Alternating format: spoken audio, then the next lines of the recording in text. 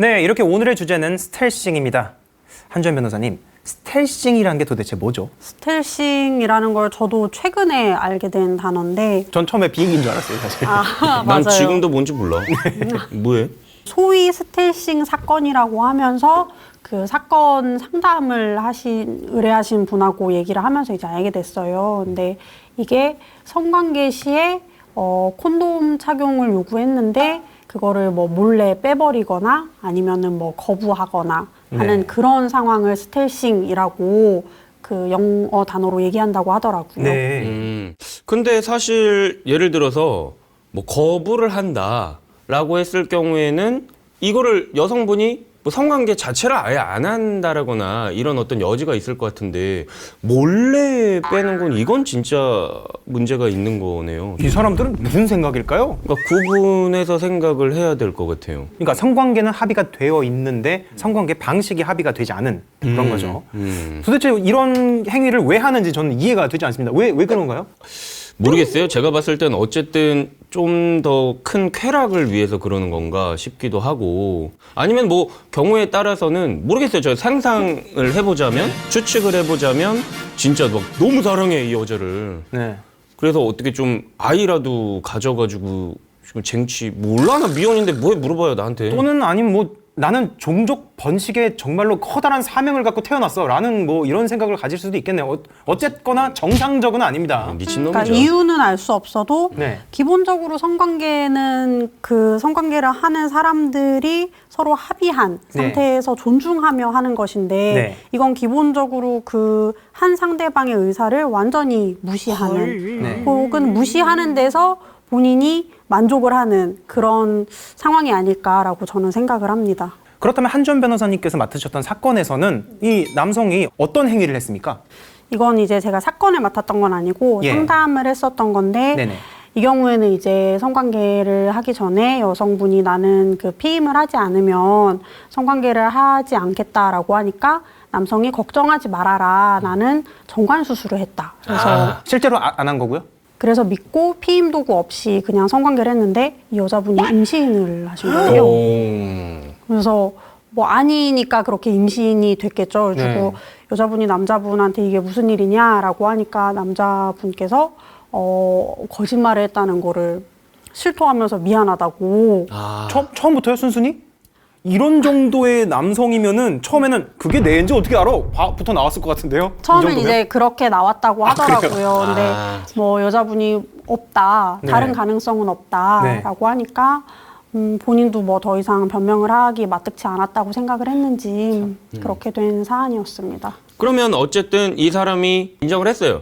그 다음에는 뭐 어떤 식으로 좀 이거를 법으로 의유를 할 수 있을까? 뭐 강간죄? 그러니까 이 여자분이 그래서 너무 남자가 괘씸하다. 나는 지금 어떻게 해야 되는지 지금 판단이 안 서는데 본인은 뭐 나몰라라 하고 있고 이거를 어떻게 형사적으로 처벌하거나 내가 고소할 수 있는 방법이 없냐 이거를 이제 문의를 하러 오셨었는데 네. 사실 현행법으로는 형사처벌이 쉽지 않은 상황이어서 그래요? 제가 막 그렇게 희망적인 상담을 하지는 못했었어요. 그래서 지금 뭐 이게 강간으로 고소를 하기에는 네. 말씀하신 것처럼 이 방법에 대해서 합의가 안 됐던 거였지 그 지금 현재 우리 형법상 강간죄의 요건인 네. 폭행이나 협박이 있었던 건 아닌 거잖아요. 네. 그렇죠. 그래서 강간으로 고소를 할 수도 없고 뭐 그렇다고 해서 이런 행위를 지금 처벌하고 있는 무슨 구체적인 법령이 있는 것도 아니고 네. 해서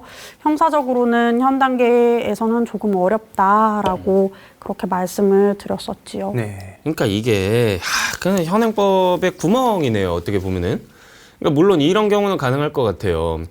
일단은 형사적인 부분에서 강간죄 적용이 조금 어렵다. 현행법 상으로는 아까 말씀하셨던 폭행이나 어떤 뭐 협박이 없었기 때문에 없는 상태에서 성관계를 한 거기 때문에 그래도 좀 민사적으로는 청구를 해볼 수 있지 않을까. 어쨌든 이 사람은 뭐 성적 자기결정권이나 이제 이런 부분이 침해를 입었다라고 주장을 해가지고 좀 이제 위자료 청구 같은 건 할 수 있을 것 같지만 과연 이제 위자료로서 인정되는 금액 자체가 높지 않았을 경우에는 그러니까 임신을 했잖아요. 그러면은 뭐 나아야 된다라거나 혹은 네. 뭐 무슨 상황인지는 정확히 모르겠지만 이거는 단순히 어떤 위자료를 조금 받는 것만으로는 해결이 되기 쉽지 않잖아요. 네. 우리가 조금 법의 해석을 유연하게 좀 법원에서 해가지고 네.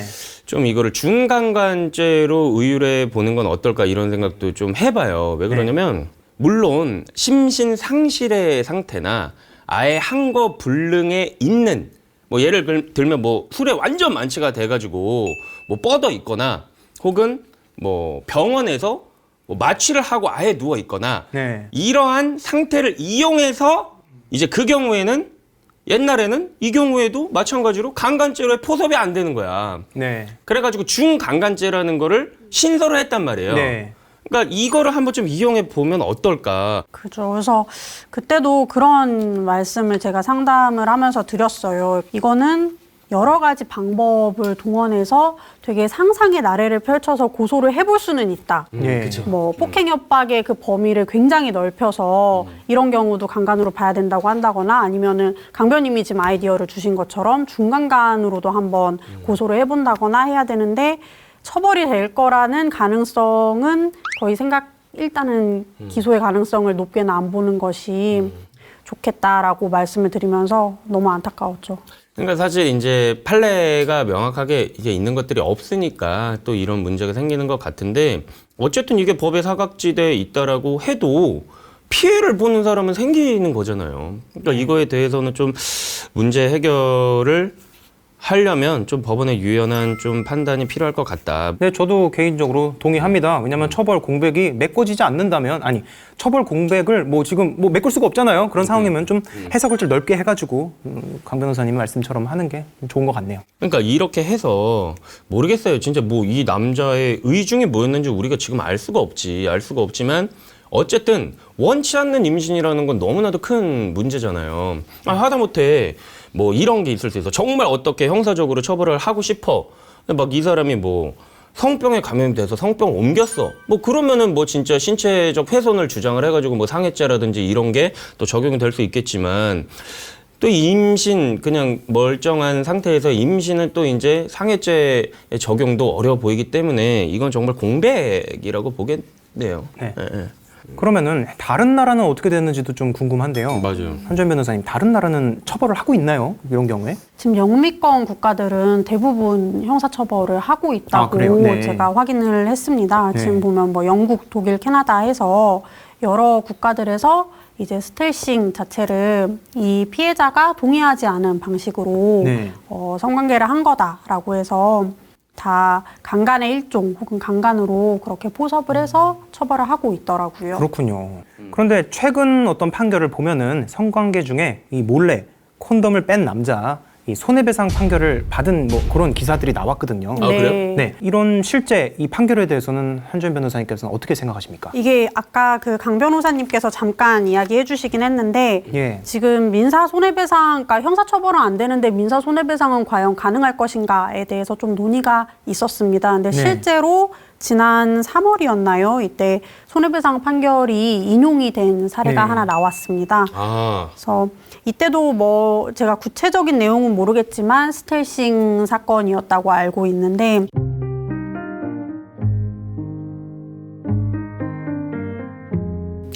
뭐 동의 없이 빼고 뭐 구멍 뚫고 뭐 뭔 생각인지 진짜. 꿰맸다고 뻥치고 하여튼 별이 별놈들이 다 있네요. 그러니까 물론 정신적 피해를 인정을 해줘가지고 위자료. 근데 그게 뭐 모르겠어요. 저는 여성도 아니어서 감히 뭐 판단을 못하겠지만 원치 않는 임신을 한다라는 게 네.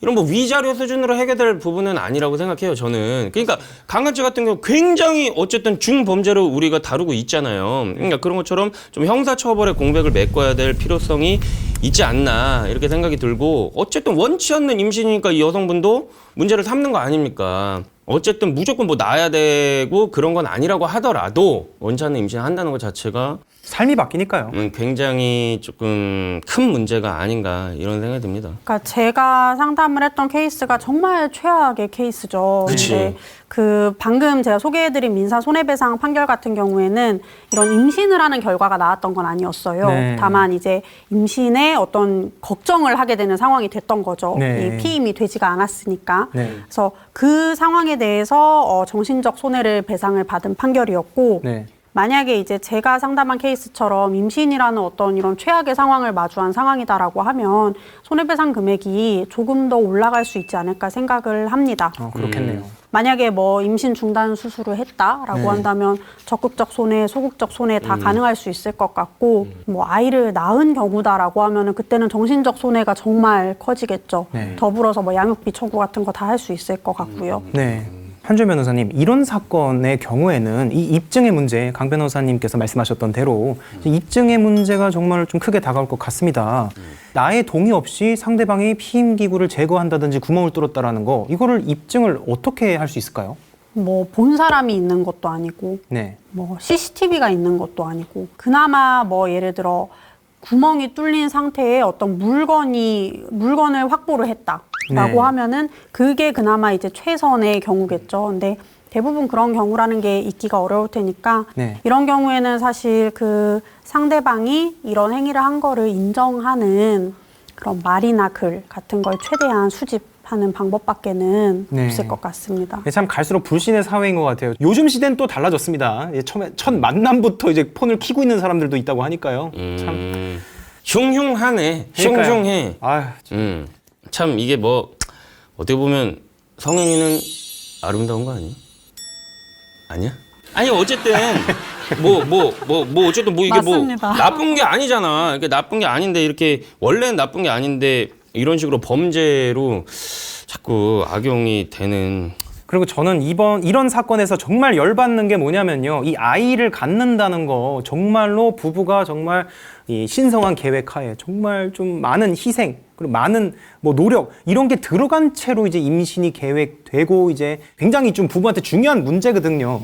근데 이런 거를 상대방의 동의 없이 그런 식으로 그냥 이렇게 싸질러 버리는 거 참 저는 열받습니다. 이런 거 계획하고 있는 뭐 놈들이 있다면 일단 이거는 하지 말고 법적 공백이 있다면 그것도 하루빨리 조금 보완을 해야 될 필요성이 매우 큰 것 같습니다. 한 변호사님께서 생각하시는 이 스텔싱 문제의 개선 방안 어떤 게 있을까요?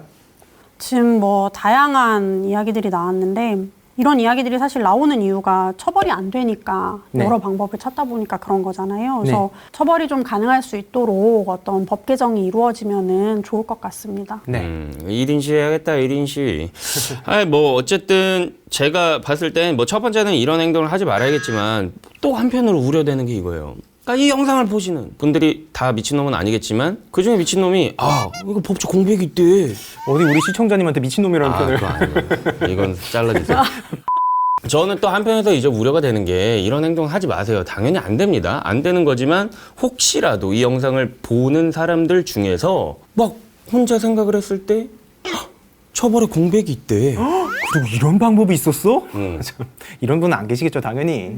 이 채널을 시청하시는 분들은 그런 분들이 없으리라고 믿습니다. 네. 이 영상을 보신다면요, 이 강 변호사님이나 한전 변호사님이나 한번 찾아오셔가지고 이제 뭐 역사를 쓰는 판례 한 페이지를 장식하는 뭐 그런 기회도 됐으면 좋겠네요. 네. 그러기 전에 네. 법 개정이 일어났으면 네. 알겠습니다. 좋겠습니다. 사실 이거를 직접적으로 포섭하는 법 개정만 있으면 이런 걱정을 아예 안 해도 되거든요. 네.